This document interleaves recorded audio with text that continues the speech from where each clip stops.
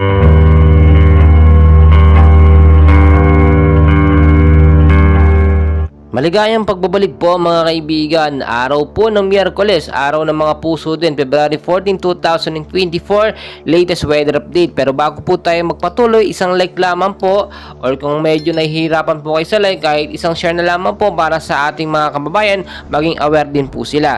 So narito na po ang ating latest hypnosis, galing na rin po sa Pag-asa. May share line pa rin po tayong binabantayan, no? At easterly sa ilang bahagi nga po ng eastern section po ng Southern Luzon at Visayas. Meron ding hanging amihan naman sa ilang bahagi po ng Luzon.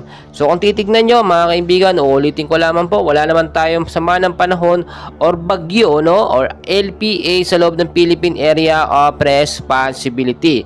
Pero may hypnosis tayo na dapat nyong malaman. Eastern Visayas, Bicol Region, Aklan, Capiz, Marinduque, Romblon, Oriental Mindoro at Quezon, makakaranas po tayo ng maulap na panahon sa hapon, pero mainit sa umaga hanggang sa tanghali. Dala po yan or dulot po yan ng shear line at ng easterlies. So mag-ingat po kayo sa posibleng pagbabaha in case magkaroon ng isolated light rains to heavy rainfall pagdating sa gabi.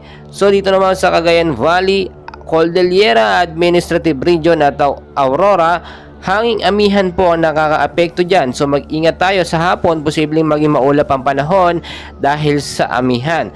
So ayon sa Pag-asa, wala naman itong direktang epekto, significant impact, pero mag-ingat na rin. Always magdala ng payong jacket, kapote, panlaban po yan sa biglaang sama ng panahon o pag-ulan. Dito naman po sa Metro Manila at ilang bahagi ng Luzon, meron din tayong binabantayan na hanging amihan. So mag-ingat sa hapon, pero sa umaga, sa tanghali, expect po natin medyo mainit ang panahon dyan. Pero sa hapon, mag-i-slow down o magkukul down ng panahon, no? Ang init hanggang sa posibleng maging maulap. So mag-ingat sa mga isolated light rains, heavy rainfall at thunderstorm dahil nga po sa banta ng northeast monsoon. Mga kaibigan, lagi ko pong pinapaalala sa inyo, ngayong buwan po ng Pebrero ay posibleng isang bagyo po ang pumasok sa ating bansa. As of now, salamat sa Diyos dahil wala pa namang bagyo na pumapasok. If ever man may bagyo, tatawagin po itong bagyong Aghon. Pero ngayon, lagi kong pinapaalala, kaibigan, always know the weather before you go. Maraming salamat po.